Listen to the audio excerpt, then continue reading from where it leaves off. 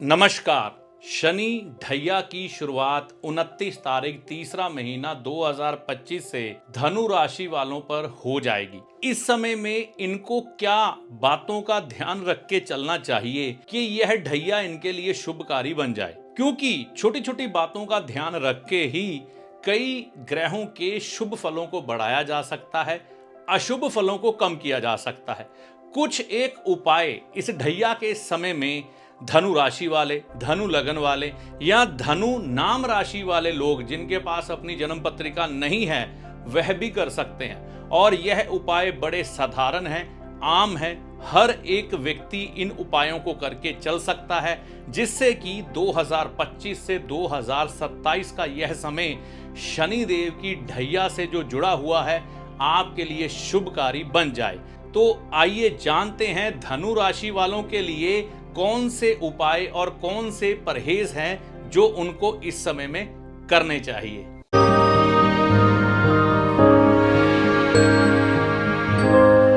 नमस्कार, मेरा नाम है पंडित अरविंद तिवारी। इस चैनल पर अगर आप आज पहली बार आए हैं या बहुत समय से चैनल के साथ चल रहे हैं, अभी तक आपने इस चैनल को सब्सक्राइब नहीं किया है, तो इस वीडियो को देखने के बाद चैनल को सब्सक्राइब करके जाइएगा। धनु राशि वालों के लिए ढैया में शुभ फल कैसे मिलेंगे? अगर आप भयभीत हो रहे हैं ढैया का नाम सुनकर, साढ़े साती का नाम सुनकर, तो ऐसा कुछ नहीं है।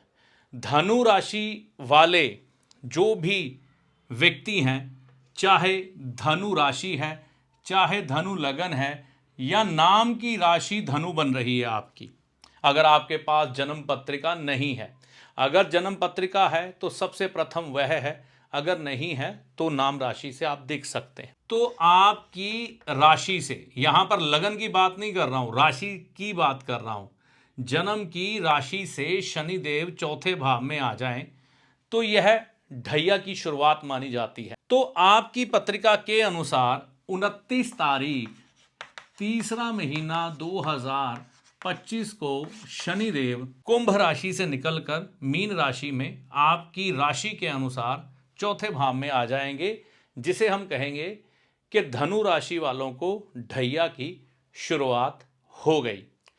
तो यहां पर हमको यह समझ के चलना है कि इस ढैया में, शनिदेव की इस ढैया में भयभीत होने की जरूरत नहीं है। इससे लाभ कैसे लिए जाते हैं, इस बात के ऊपर विचार करने की जरूरत है। तो यहां पर शनिदेव की जो राशि है उसके साथ हमने कैसे लाभ लेने हैं, सबसे अहम बात यह है। तो कुछ एक परहेज होते हैं जो हमें शनिदेव के बारे में ध्यान रखने होते हैं। जैसे कि शनिदेव यहां पर 2.5 साल व्यतीत करेंगे, तो यह समय कितना होगा? 2025 से 2027 तक का समय। तो इस समय में शनिदेव 2.5 साल के समय में यहां पर रहेंगे। तो ऐसे समय में हमें किन बातों का ध्यान रखना है और किन उपायों को लेकर चलना है जिससे कि आपको लाभ मिल सके। लाभ, एक बात समझ लीजिए, लाभ लेने के लिए सबसे पहले कुछ एक बातों का ध्यान रखिए। अगर आप मजदूरों का पैसा मारते हैं या किसी व्यक्ति से काम करवाते हैं, उसको उसकी मेहनत ही नहीं देते, तो सुधर जाएं, उसका पैसा उसे देना शुरू करें वापस। आप तामसिक भोजन करते हैं, अगर आप शराब पीते हैं, नॉनवेज खाते हैं, अंडे खाते हैं, तो यह आपको त्यागने पड़ेंगे, तभी शनि से शुभ फल की उपेक्षा करिएगा। अगर आपका रवैया आपकी माता के प्रति सही नहीं है तो वह सही करना पड़ेगा। अगर आप पारिवारिक जिम्मेवारियों को अच्छी तरह से नहीं निभा रहे तो उनको निभाना पड़ेगा, क्योंकि शनि अगर आप इन आदतों के ऊपर चल रहे हो तो आपको दंडित करेंगे। तो सबसे पहले मैं आपको कुछ एक डूज एंड डोंट बताना चाहूंगा, परहेज कर लीजिए। घर में अगर आपके कंस्ट्रक्शन लगे, क्योंकि शनि जब भी यहां पर आएंगे तो देखने में आता है कि आपके घर में कुछ एक, मतलब इस समय में मजदूर आ सकते हैं, कोई तोड़ फोड़, कोई छोटा काम जो छूट गया था बड़ी देर से, उसे पूरा करने की तरफ आप बढ़ सकते हैं। यह कब होगा? जब आपको गुरु ग्रह की दशा लगी हो, यानी कि अंतर्दशा, महादशा या शुक्र ग्रह की अंतर्दशा, महादशा, चंद्र ग्रह की अंतर्दशा, महादशा में अगर आप हो तो आपको घर में थोड़ी बहुत तोड़ फोड़ करनी पड़ती है और घर की खूबसूरती इस समय में बढ़ती है। तो रात के समय में आपको मजदूरों से काम बिल्कुल भी नहीं करवाना है इस समय में, ये याद रखें। आपको अपने घर में इस समय पुराना लोहा बिल्कुल भी नहीं लेके आना, चाहे वह वाहन ही क्यों ना हो। वाहन भी अगर आप खरीदेंगे तो नया खरीदेंगे, और घर में अगर कोई लोहा लगाने की जरूरत पड़ी तो वह लोहा नया खरीद के लाएंगे, पुराना लोहा खरीद के नहीं लाएंगे। मंगलवार के दिन, शनिवार के दिन आप बिल्कुल भी घर में लोहा खरीद के नहीं लाएंगे। इस बात का ध्यान रखना है। लोहा खरीदे गुरुवार के दिन, यानी कि आप लोहा खरीद के लाएं गुरुवार के दिन, लेकिन नया, सबसे बढ़िया होगा। अगर आपको कुछ एक लगे कि सेहत में खराबियां चल रही है, देखिए शनि देव थोड़ी सी ना शीतलता रखते। शीतलता मतलब शनि का जो स्वभाव है थोड़ा ठंडा है, क्योंकि ये चलते भी धीरे हैं। कोई भी ग्रह, जैसे चंद्रमा है, सवा दो दिन में राशि पार कर जाता है, लेकिन ये 2.5 साल लगा देते हैं, है ना। एक राशि को पार करने में इन्होंने 2.5 साल का समय लगा देना। थोड़ी ठंडक है, यानी कि अग्नि इनमें कम है। तो हमें यह समझना है कि इस समय में कोई कफ कोल्ड या चेस्ट से संबंधित रोग परेशान कर सकते हैं, है ना। तो ऐसे समय में, या पैरों से जुड़ी कोई तकलीफ आ सकती है। तो ऐसे समय में अगर आपको कोई भी सेहत की परेशानी आए, आप बिल्कुल डॉक्टर के पास जाएं, उसकी एडवाइस लें, जो आपको सुझाया जाता है वो दवाई लें, चाहे एलोपैथी है चाहे आयुर्वेदिक है। लेकिन अगर आप साथ में होम्योपैथी का भी कोई इलाज रख लेते हैं साथ में, तो वो बढ़िया रहता है इस समय में। रात को दूध बिल्कुल नहीं पीना, आपको सूर्य अस्त होने से पहले पहले दूध पी लेना है। अगर डॉक्टर ने आपको सुझाव दिया है, कोई दवा खानी है, कोई बुजुर्ग व्यक्ति है जिसको दवा लेनी है, रात को दूध के साथ ही बोला गया है, तो ऐसे समय में आप दूध का रंग बदल दें। दूध में आप क्या कर सकते हैं इस समय में, दूध में आप केसर मिला सकते हैं। तो केसर मिला के दूध का सेवन आप कर सकते हैं इस समय में, यह एक उचित हल है। लेकिन अगर त्याग सकते हैं तो उसे 1 नंबर पे रखें, रात को दूध ना पिएं। कुछ एक उपाय हैं जो धनु राशि, धनु लगन या आपकी नाम राशि अगर धनु बन रही है तो कर लेने चाहिए। सबसे पहले गुरुवार के दिन पीपल का पेड़ लगाएं। गुरुवार के दिन अगर आप किसी मंदिर में या किसी पहाड़ी इलाके में या किसी सरकारी संस्थान में पीपल का पेड़ लगा आते हैं तो सबसे बढ़िया हो जाता है। साथ में उस पीपल के पेड़ की पालना भी करनी है कि वो पीपल का पेड़ बढ़ जाए, और साथ में मंदिर के अंदर जो पीपल का पेड़ हो उसके नीचे दीपक जरूर जलाएं, बहुत बढ़िया होगा। दीपक जलाएं शाम के समय, शनिवार के दिन। भगवान शिव की आराधना करनी शुरू कर दें। महाकाल जी जो भगवान शिव का अवतार हैं, वह शनिदेव के गुरु हैं। तो उनकी आराधना, यानी कि भगवान शिव की आराधना करने से शनि देवता जी प्रसन्न होते हैं यहाँ पर। तो यहाँ पर आप यह कर सकते हैं, यानी कि आपको भगवान शिव के सौम्य रूप की आराधना करनी है, ठीक है, जो अपने परिवार के साथ मंदिर में विराजमान होते हैं, उस रूप की आराधना करनी है, यह ध्यान रखिएगा। बंद पड़ी परंपराओं को शुरू करें। देखिए जब भी शनि यहां पर आते हुए दिखाई देते हैं ना चौथे भाव में, तो आपके घर की जगह है, ये घर है, आपका मकान है, तो परिवार में, घर में कुछ एक मान्यताएं बड़े लंबे समय से चली आ रही होती है। कई बार आपकी माता जी मंदिर में कोई प्रथा को, जो आपकी पुश्त दर पुश्त चली आ रही होती है, उसको निभा रहे होते हैं। लेकिन अज्ञानता का ऐसा पर्दा बुद्धि पे पड़ता है कि व्यक्ति उन चीज़ों को तिरस्कृत कर देता है, उनके बारे में बुरे शब्दों का उपयोग करता है, जिसके कारण कई बार जबरदस्ती करके वह परंपराएं अपने घर में बंद करवा देता है, जो पुरातन परंपराएं चली आ रही होती। तो शनि यहां आने के बाद यह संकेत करते हैं कि उठ, माफी मांग, मंदिर में जा और अपनी वह पुरानी परंपराएं शुरू करो। अगर आप अपने देवी देवताओं का त्याग कर देते हैं, अपने पितरों का त्याग कर देते हैं, अपनी कुल देवी कुल देवता का त्याग कर देते हैं, तो जीवन में कष्ट तकलीफ आनी पक्की हो जाती है। तो यहाँ पर यह अवसर होता है कि पहले आप अपने हाथ बांधकर अपने माता के चरणों में अपना सर रख के उनसे माफ़ी मांगे। अगर आपने कोई गलती की है ना, उससे माफ़ी मांगे माता से। या कोई परंपरा आपने अपनी धर्मपत्नी को ज़बरदस्ती बंद करवाई है तो उनसे हाथ जोड़ के माफ़ी मांगे कि भाई शुरू करो और साथ में जाएं।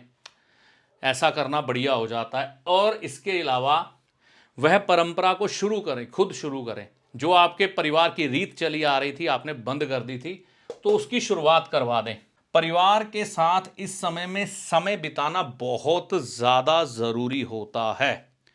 शनिदेव विच्छेदात्मक ग्रह हैं।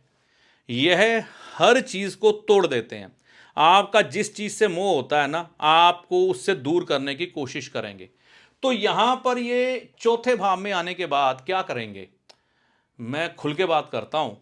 ये आपके परिवार से आपको दूर करने की कोशिश करेंगे या आपका कोई परिवारजन आपसे दूर हो जाएगा। हो सकता है उसे दूर किसी स्थान पर जाना पड़े, तो कुछ भी कारण बन सकता है। इस समय में अपने परिवार के साथ क्वालिटी टाइम स्पेंड करें। अपने परिवार के साथ समय बिताने की कोशिश ज़रूर करें। इससे आपके शनिदेव अच्छे होंगे।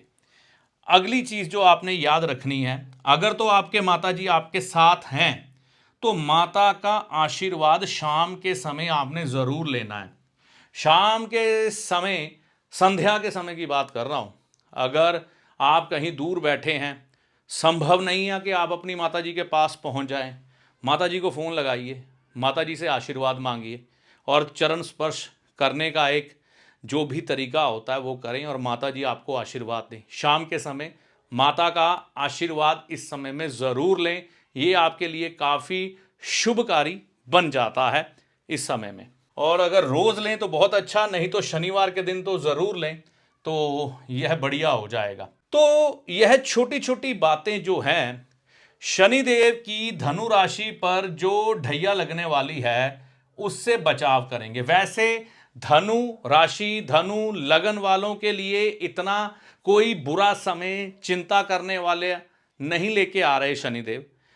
समय के संकेत तो शुभ हैं, लेकिन कई चीज़ें होती हैं जिनको हमें सुधार कर चलना ही बेहतर रहता है। होता क्या है, व्यक्ति अपनी तरफ से छोटी मोटी गलतियां करता हुआ चल रहा होता है, उसे आभास भी नहीं होता।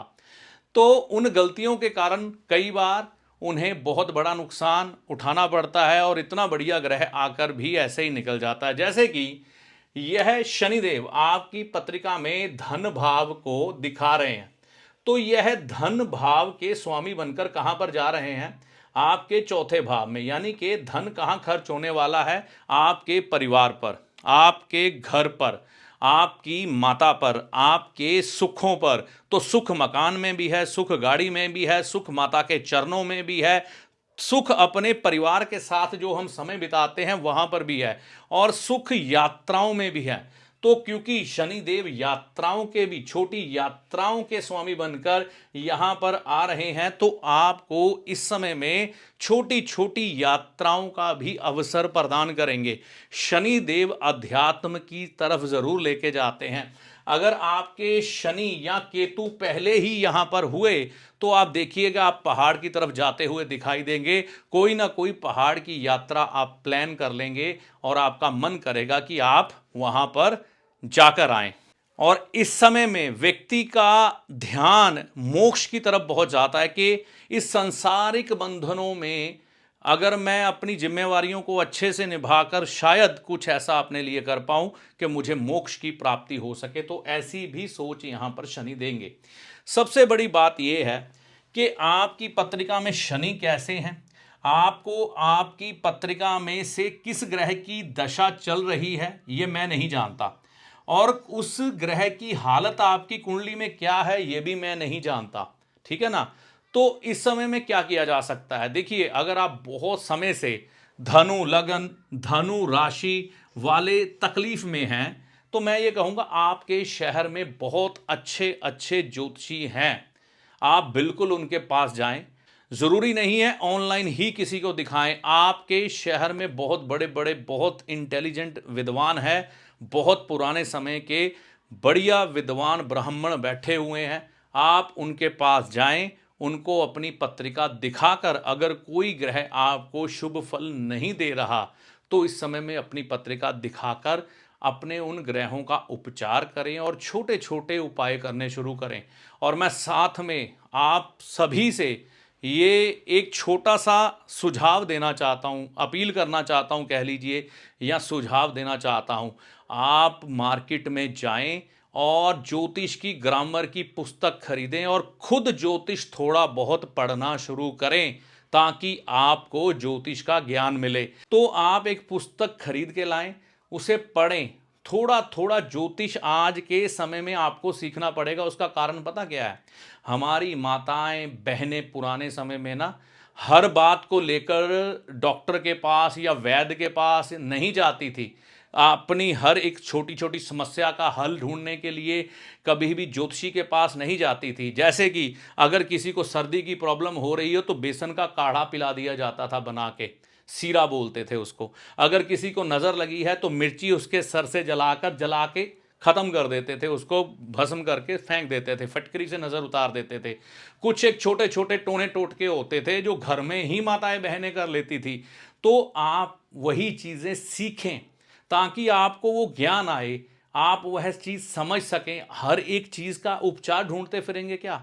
तो ये छोटी छोटी जानकारी हासिल करें, है ना। आप छोटी ग्रामर की पुस्तक पढ़ें और उसके बाद यूट्यूब में ज्योतिष के छोटे छोटे वीडियो देखें। कोई बड़ा कोर्स करने की ज़रूरत बिल्कुल भी नहीं है, ठीक है ना। अगर आपको किसी से ज्योतिष सीखना है तो शुरुआत करें सस्ते से कोर्स से, कुछ सीखें।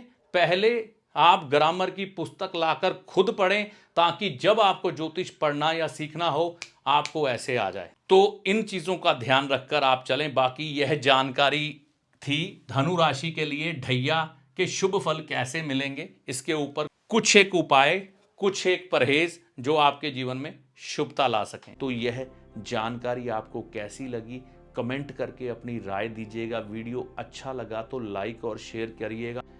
देखिए, अंत में एक चीज़ मैं कहना चाहूँगा, ज्योतिषी को हमेशा अपने एक सलाहकार के रूप में देखें जो आपके भले और बुरे समय का ज्ञान आपको देकर आपके कष्टों से आपको बचाने का प्रयास करता है। ना कि ज्योतिषी कोई चमत्कारी बाबा है जो छड़ी घुमाकर धन की ढेरी लगा देगा और आपकी किस्मत बदल जाएगी। ना ही कोई जादूगर जो आपको छलावे में या भ्रम में डाल के आपकी किस्मत बदल देगा। ऐसा कुछ भी ज्योतिषी के पास नहीं होता। ज्योतिषी को हमेशा एक अच्छे सलाहकार के रूप में देखें जो सिर्फ और सिर्फ आपका हित चाहता है। इससे ज़्यादा ज्योतिषी से कोई भी उपेक्षा मत करें। ज्योतिषी जो आपको पथ दिखाता है उस पर चलना आपको होता है। अपने अच्छे और बुरे के लिए आप खुद जिम्मेवार होते हैं, आपके कर्मों के अनुसार और ईश्वर की कृपा के अनुसार आपके उपायों का फल आपको प्राप्त होता है। चैनल पर अगर आप पहली बार आए हैं, बहुत समय से चैनल के साथ चल रहे हैं, तो इसे सब्सक्राइब करके जाइएगा। इस वीडियो में दी गई जानकारी का लाभ माता रानी की कृपा से आपको होगा। जय माता दी।